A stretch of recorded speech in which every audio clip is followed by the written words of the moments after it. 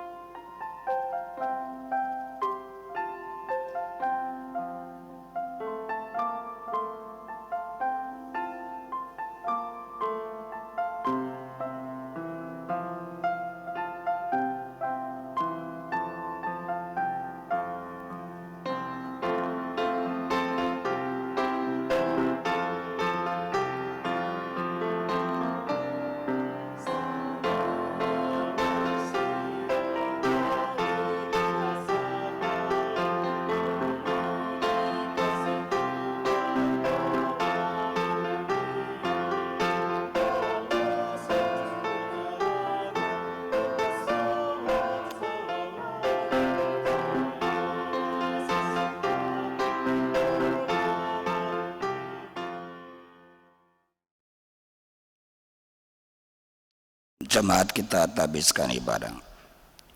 Pertolongan kita adalah dalam nama Tuhan yang menjadikan langit dan bumi.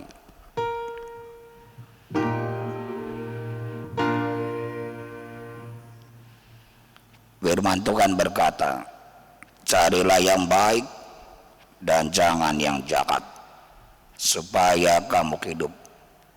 Dengan demikian Tuhan Allah semesta alam akan menyertai kamu. Seperti yang kamu katakan, bencilah yang jahat dan cintailah yang baik, dan tegakkanlah keadilan di pintu gerbang.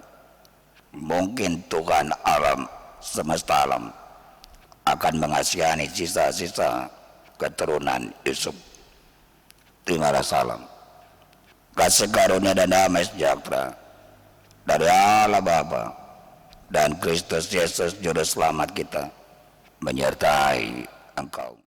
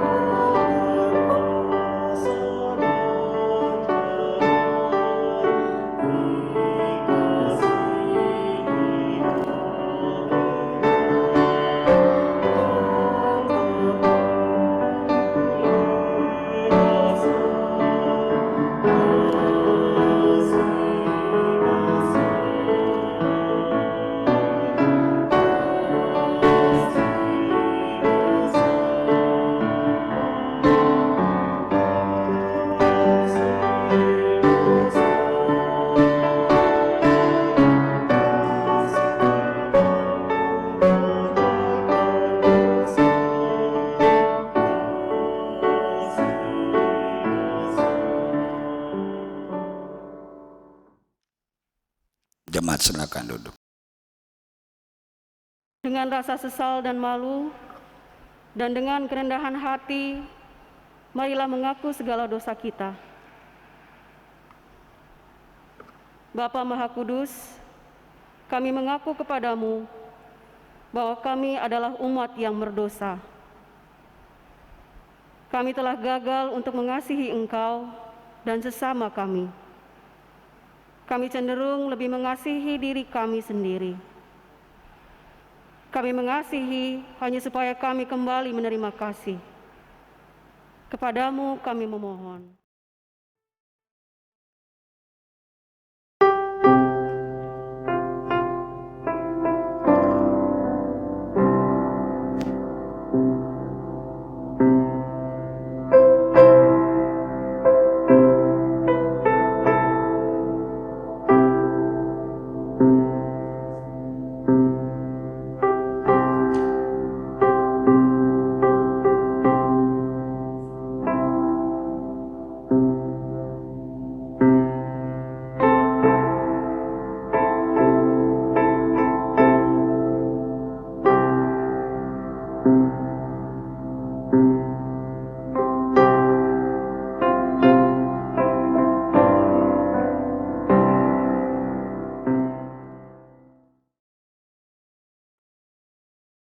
Bapa Maha Pengasih, kami mengaku bahwa kami sering setia melayani Engkau.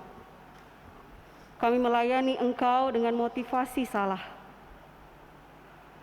Kami melayani hanya agar kami diakui dan dikenal. Kami cenderung lebih mengutamakan harga diri dan hak-hak kami. Kami takut untuk menyatakan yang benar. Kami bersikap diam terhadap berbagai kesalahan dan kecurangan. Kepadamu kami memohon.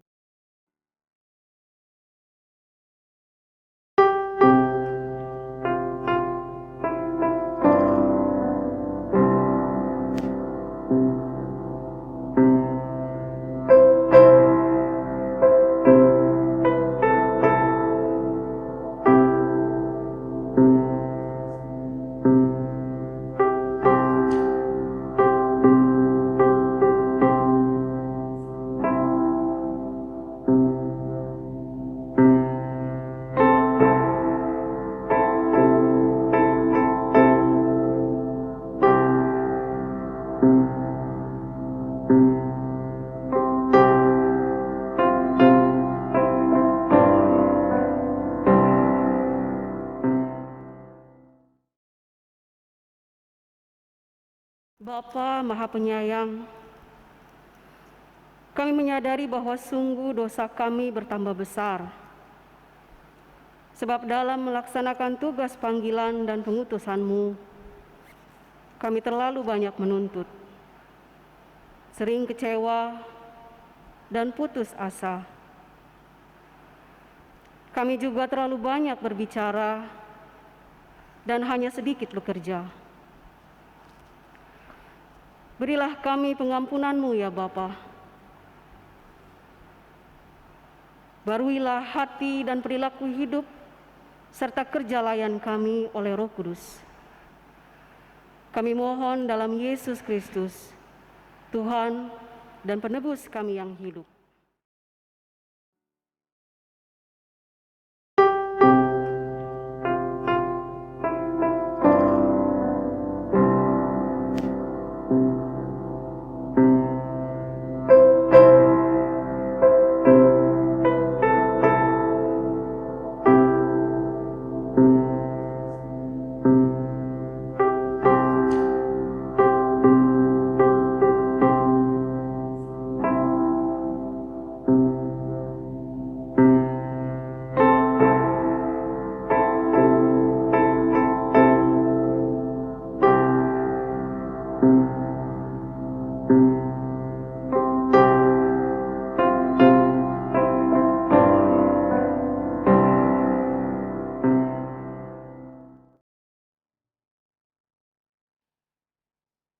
Jemaat Tuhan, kepada setiap orang yang telah mengaku dosa dan bertobat, disampaikan berita anugerah pengampunan sebagaimana yang tertulis dalam Roma pasal 5 ayat 8 sampai 9 yang menyatakan, akan tetapi Allah menunjukkan kasih-Nya kepada kita oleh karena Kristus telah mati untuk kita ketika kita masih berdosa. Lebih-lebih karena kita sekarang telah dibenarkan oleh darah-Nya, kita pasti akan diselamatkan dari murka Allah. Berdasarkan firman Tuhan ini, sebagai pelayan Yesus Kristus, kami memberitakan bahwa pengampunan dosa telah berlaku dalam nama Bapa dan Anak dan Roh Kudus. Syukur pada Tuhan. Amin.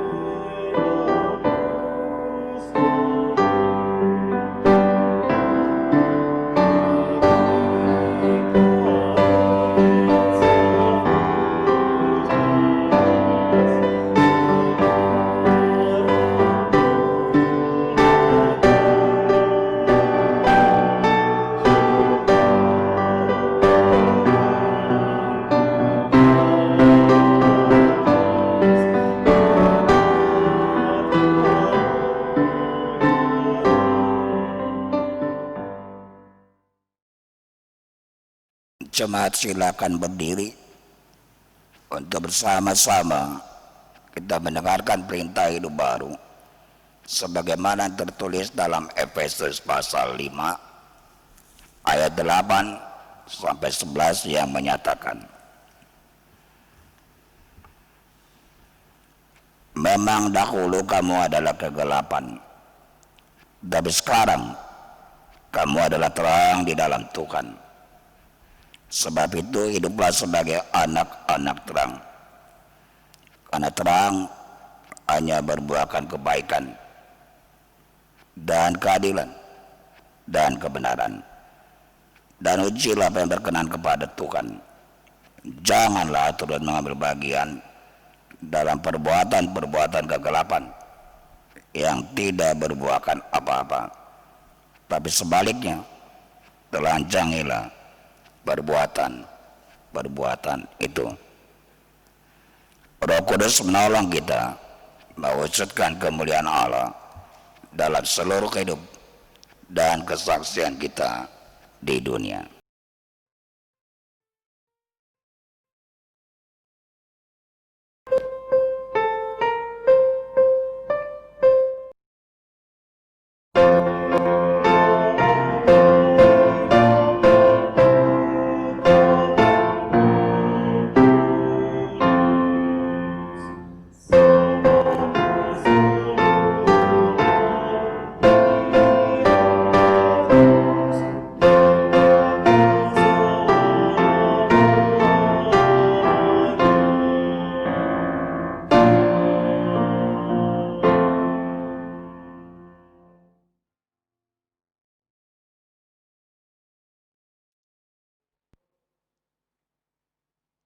Bapak, saudara-saudara, mari kita berdoa untuk kita memohon bimbingan Roh Kudus saat kita akan membaca dan merenungkan sabda Tuhan.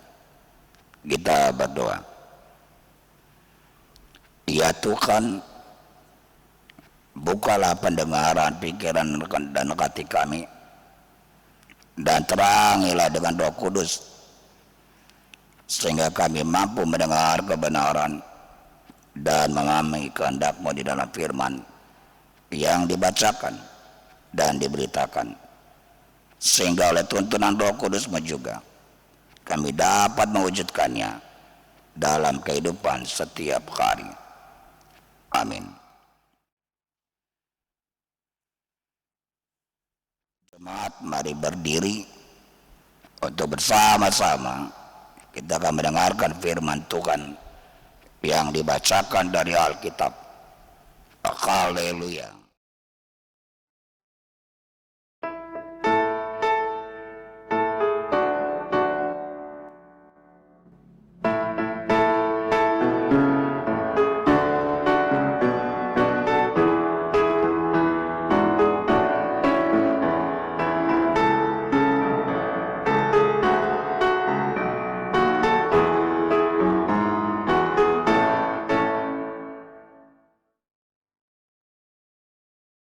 Pembacaan Alkitab pada hari ini dari Keluaran 21 ayat 1 sampai ayatnya yang ke-6 yang menyatakan, "Inilah peraturan-peraturan yang harus kau bawa ke depan mereka.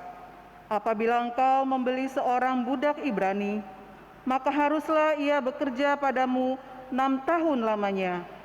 Tetapi pada tahun yang ke-7 ia diizinkan keluar sebagai orang merdeka, dengan tidak membayar tebusan apa-apa.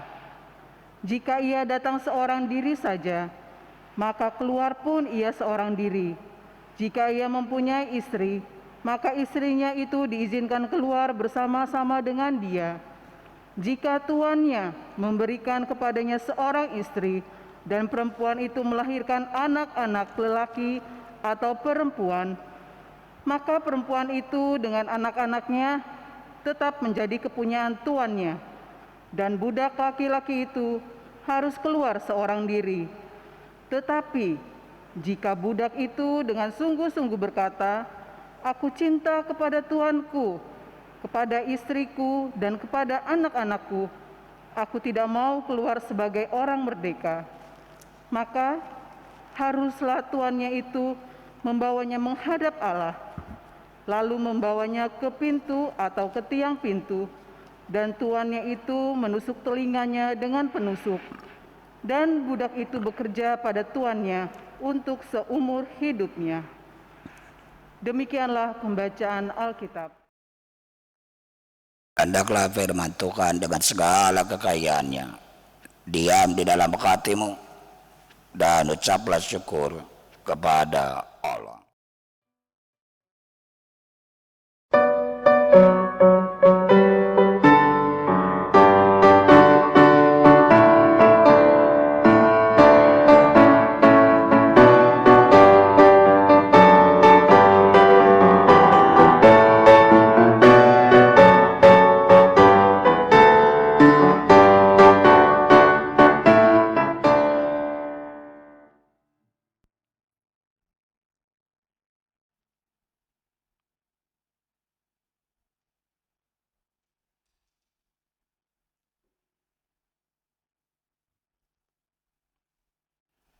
Bapak saudara-saudara yang dikasih oleh Tuhan, di era yang modern ini, di abad 21 atau 20, mungkin ada di antara kita yang sudah tidak pernah lagi mendengar atau melihat praktek yang berhubungan dengan istilah perbudakan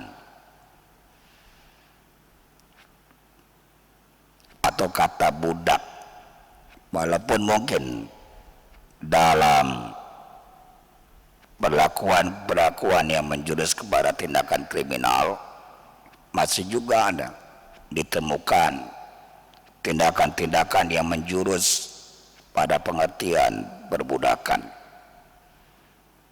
Kalau konotasi budak kita mungkin mengerti, tapi kalau Bapak Ibu mendengar istilah itu di Palembang, maka artinya berbeda. Orang Palembang menyebut budak itu anak. Jadi seringkali kalau ada perjumpaan ditanya, "Berapa budakmu?" Artinya berapa anakmu. Jadi pengertiannya beda.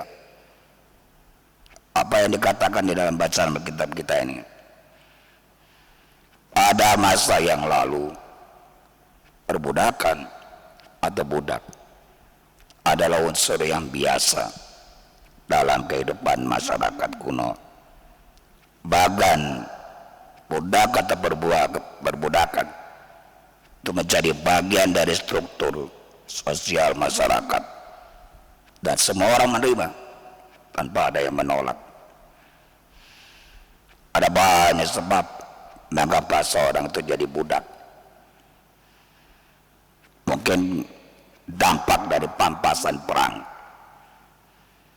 Ketika satu kerajaan dikalahkan, maka banyak orang-orang mereka ditarik kerja di keluarga-keluarga tertentu sebagai budak. Atau karena keadaan miskin tanpa uang, demi kelangsungan hidup dia mau menjadi budak. Atau yang ketiga, karena tidak dapat membayar hutang, karena dia tidak punya uang, dia menjadi budak. Bapak Ibu saudara, pada zaman itu di tengah lingkungan masyarakat, budak itu dianggap sebagai barang yang dimiliki tuannya dan seringkali diperlakukan dengan sangat-sangat tidak manusiawi.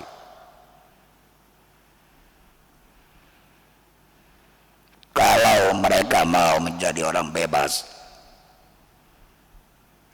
paling tidak mereka harus menebus dengan uang yang cukup memberatkan. Itu konteks di mana Israel yang baru keluar dari Mesir diperhadapkan dengan kehidupan masyarakat yang demikian. Mau tidak mau, Israel akan mengalami dan berproses dengan kebiasaan seperti itu. Itu sebabnya sebelum segala sesuatu terjadi dalam perjalanan, Allah mempersiapkan Israel,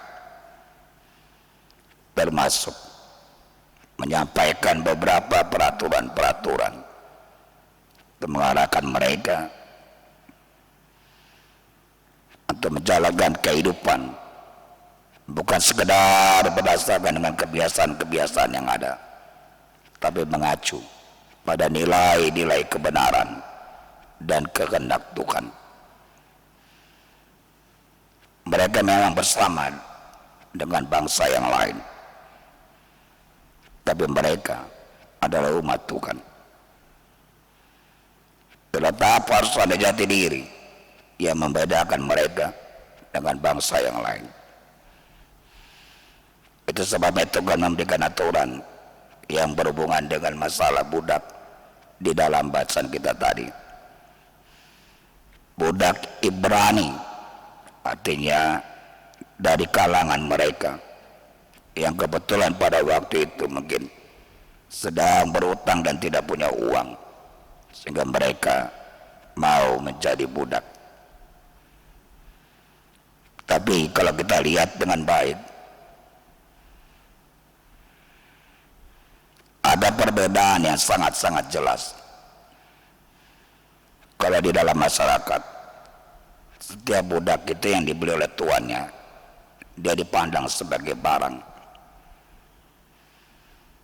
Tapi dalam peraturan Tuhan yang kita baca beda. Budak tetaplah manusia. Itu yang pertama. Yang kedua, kalau di luar, seorang budak itu akan terus menjadi budak sampai mati.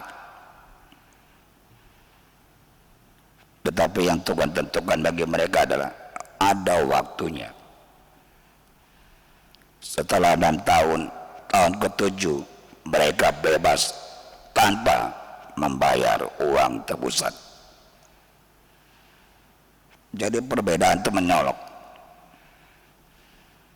Dan firman ini kemudian mendorong kita untuk merenungkan apa yang Tuhan mau katakan dengan peraturan tentang perbudakan dalam konteks pada masa sekarang ini. Catatan saya yang pertama mengatakan begini, kau Tuhan mau ngurus hal-hal yang mendetil seperti itu ya? Jawabannya mau mengatakan begini, ternyata Tuhan Allah yang Maha Kuasa yang telah memberi Israel itu adalah Tuhan yang peduli dan memperhatikan umatnya, terutama kepada saudara-saudara yang lemah. Karena itu peraturan-peraturan yang diberikan supaya orang-orang Israel itu hidup dalam damai sejahtera Tuhan.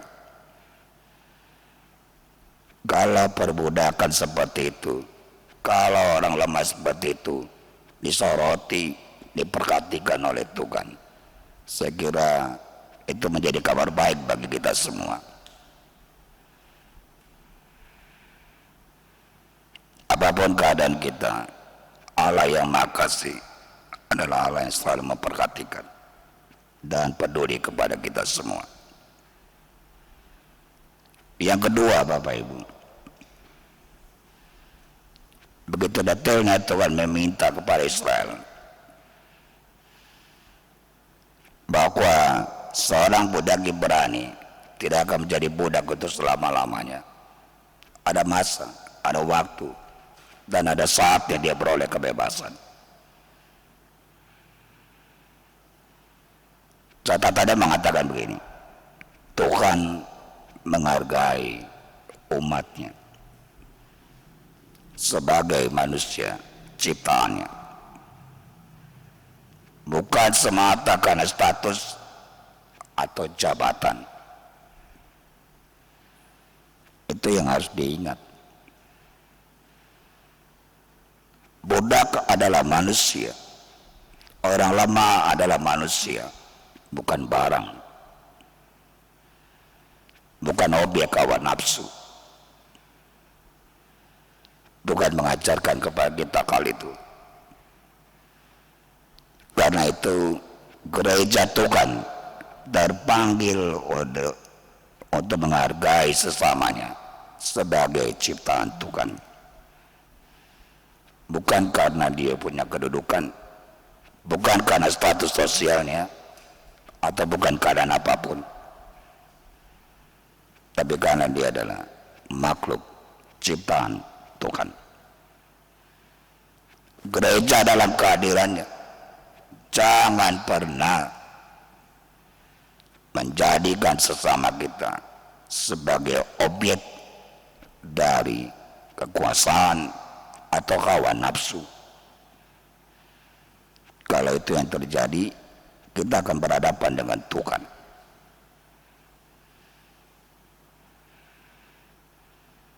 Gereja harus menghargai sesama tanpa terkecuali. Yang ketiga dari firman Tuhan ini, Bapak,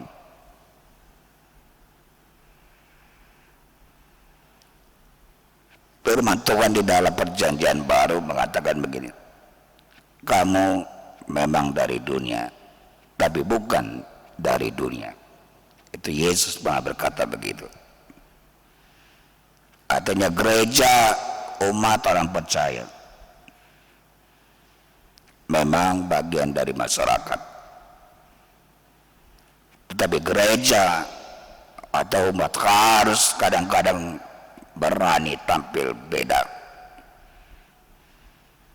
Kalau itu sudah berbicara tentang kemanusiaan, kita harus punya sikap yang jelas yang bersumber pada kebenaran dan kehendak Tuhan. Jangan kita ikut-ikutan ketika ketidakadilan merajalela, ketika kemanusiaan seseorang itu diinjak-injak, Gereja harus tampil beda, berani mengambil sikap yang jelas, yang bersumber kepada kebenaran dan kehendak Tuhan. Dan kepada yang terakhir kita simpulkan firman Tuhan ini, seperti tadi dikatakan, ketika seorang budak yang merdeka kemudian dia bilang, saya tidak mau menjadi orang merdeka, maka Tuhan bilang, bawa dia kepadaku supaya dia betul-betul bersumpah atau tetap menjadi budak. Kesimpulannya satu, kepada setiap orang percaya dimanapun kita berada, libatkanlah Tuhan, sertakanlah dia dalam setiap langkah, karya, pelayanan, dan keputusan-keputusan yang kita ambil di dalam hidup ini. Karena Allah kita hidup, Dia maha peduli dan memperhatikan kita semua. Jadilah gereja yang memberikan sumbangsi besar bagi kehidupan setiap manusia yang beroleh damai sejahtera Tuhan. Tuhan memberkati. Amin.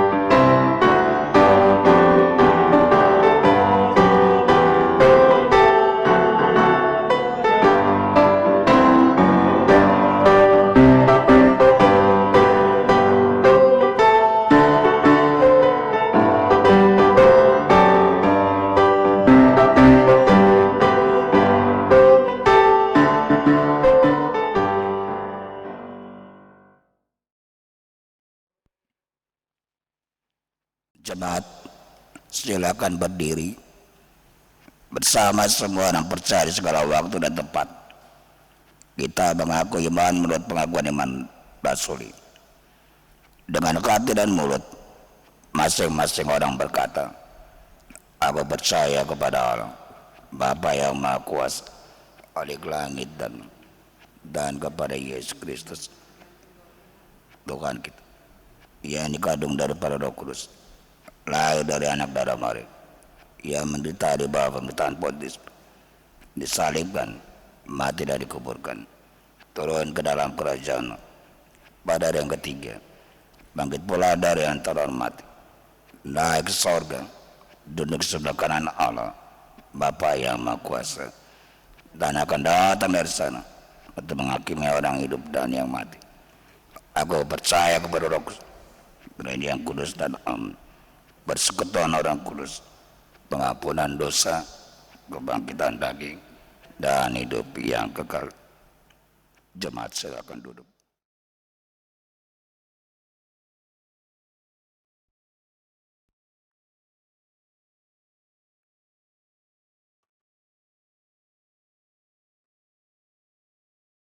Mari kita berdoa.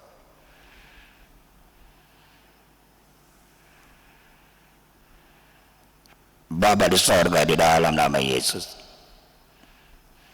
segala puji dan syukur kami boleh panjatkan kepadamu ya Tuhan, karena pada saat ini kami kembali boleh datang di hadirat Tuhan bersama dengan keluarga kami maupun pribadi kami yang sekarang bertelut di hadapan Tuhan. Terima kasih Bapa di sorga untuk kekuatan, untuk pemeliharaan yang sudah kami boleh rasakan dan alami, sehingga pada saat ini kami boleh menyembah memuji nama Tuhan. Untuk firman yang telah kami dengar, biar itu boleh menjadi bagian dalam kehidupan kami. Saat ini Tuhan kami datang membawa doa-doa bersama kami. Kami tetap berdoa untuk kehidupan manusia atau masyarakat secara luas, terutama pergumulan seluruh umat manusia saat ini yang berhubungan dengan pandemi COVID-19. Ya Bapa di sorga, kami mohon Tuhan turut campur tangan, sehingga semua bangsa, pemerintah, aparat keamanan, bahkan para medis, sukarelawan, dan seluruh rakyat boleh menunjukkan sebuah komitmen untuk bergandengan tangan, bahu-membahu, untuk dapat berjuang mengatasi wabah virus COVID-19 ini. Tuhan juga memberkati pemerintah kami di dalam perjuangannya, dalam segala usahanya, dan kami serahkan uji coba vaksin yang sedang berlangsung dan upaya-upaya para ahli untuk menemukan obat. Tuhan mau memberkati semua ya Bapa, memberkati seluruh kebijakan yang diambil oleh pemerintah, sehingga itu sungguh boleh dapat membantu dan menyelamatkan bangsa ini. Demikian juga kami seluruh rakyat pada bagian lain boleh menopang usaha-usaha yang dilakukan oleh pemerintah yang berhubungan dengan protokol kesehatan. Ada tanggung jawab, ada kepedulian, ada kesungguhan kami di dalamnya Tuhan. Kami serahkan para medis dalam perjuangan mereka, keluarga yang mengalami kesedihan dan pergumulan, bahkan saudara-saudara kami yang terbaring lemah dalam perawatan di rumah sakit karena virus. Tuhan tolong dan berikan kekuatan bagi mereka. Terima kasih Bapa. Kehadiran gereja Tuhan pun boleh sungguh dapat dirasakan, sehingga gereja tetap boleh menjadi berkat bagi sama di tengah pergumulan yang terjadi. Tuhan memberkati pemerintahan Banten, kota Kabupaten Tangerang. Tuhan juga memberkati bersama gereja Tuhan yang ada di Banten kota dan Kabupaten Tangerang, termasuk di dalamnya gereja Protestan Indonesia bagian Barat. Kau bersama kami di dalam melaksanakan tugas panggilan pengutusan bersama Majelis Jemaat Yuda Tangerang,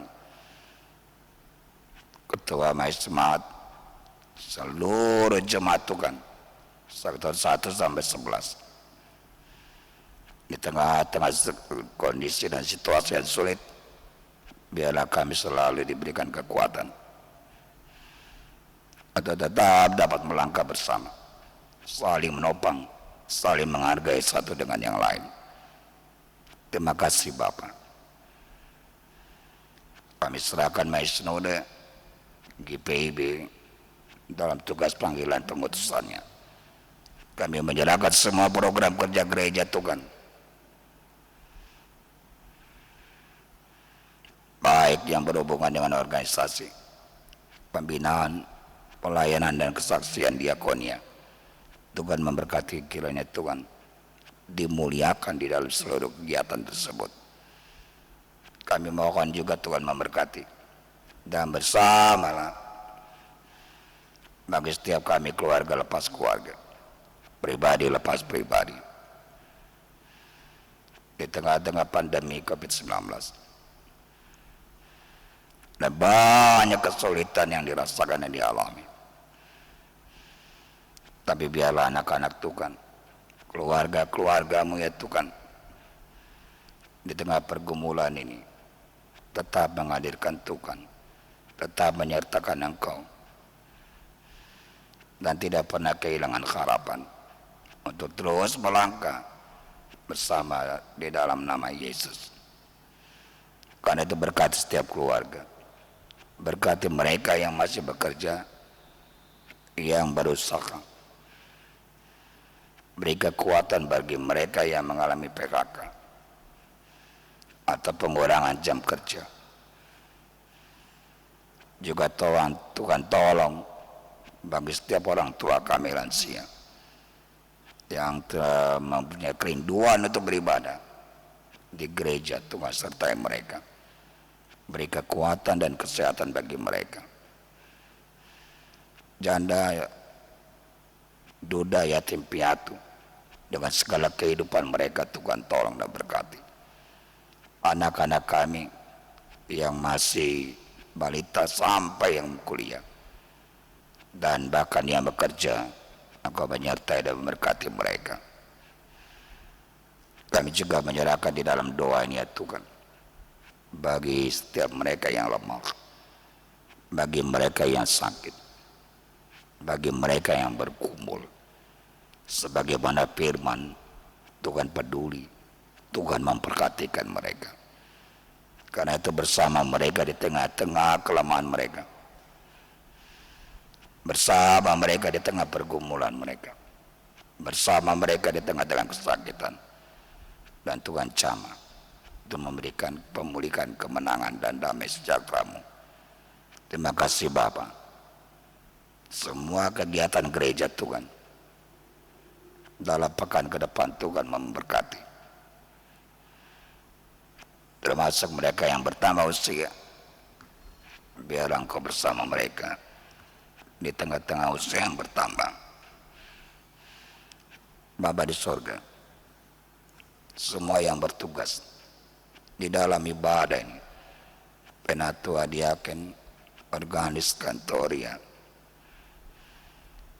dan tim Iforkom yang terus bekerja dengan luar biasa, Tuhan memberkati pelayanan kami, pelayanan ibu bapak saudara. Biarlah nama Tuhan dimuliakan di dalamnya. Terima kasih Bapak. Banyak hal yang kami doakan, tapi kami percaya, kami beriman kepada Allah di dalam Yesus yang peduli dan memperhatikan. Terima kasih ya Bapak. Ya Tuhan, dalam pengasihan-Mu kami mohon, peliharalah kami dalam kasih Yesus Kristus, Tuhan dan Juru Selamat, yang telah mengajar kami berdoa. Bapa kami, dikuduskanlah nama-Mu, datanglah kerajaan, jadilah kehendak-Mu di bumi seperti surga. Berilah kami pada hari ini makanan kami yang secukup, dan ampunilah kami seperti kami juga mengampuni dosa, dan jangan bawa kami ke dalam pencobaan, tapi lepaskanlah kami daripada yang jahat.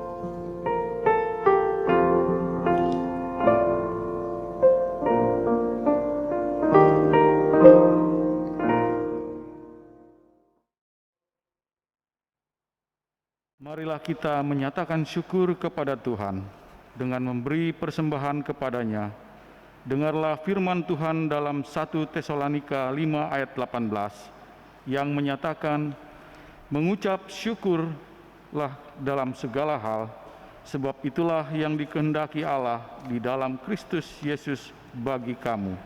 Tuhan memberkati saudara dan persembahan saudara.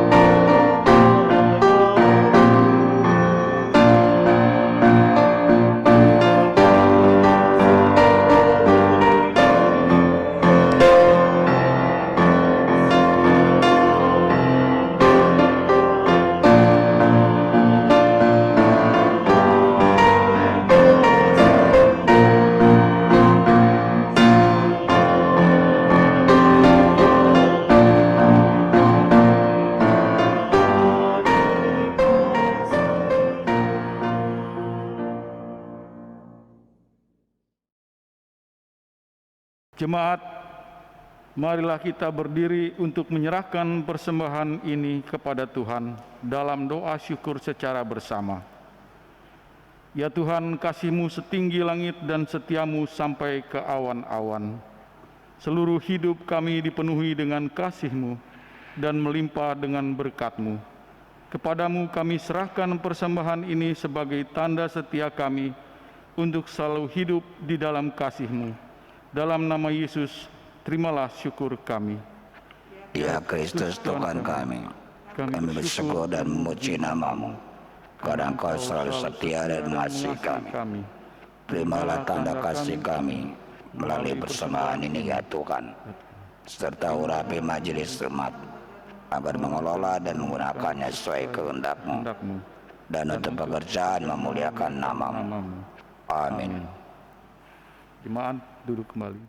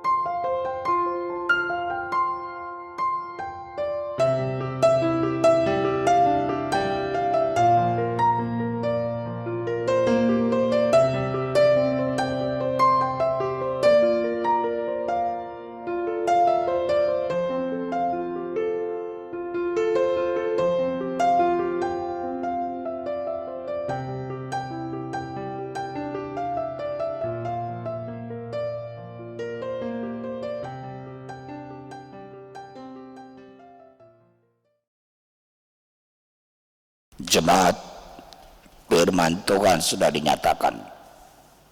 Mari kita berdiri. Pergilah dengan damai sejahtera Tuhan ke dalam kehidupanmu sehari-hari. Beritakanlah Injil dalam hidup dan kerjamu berdasarkan firman Tuhan yang sudah saudara dengar.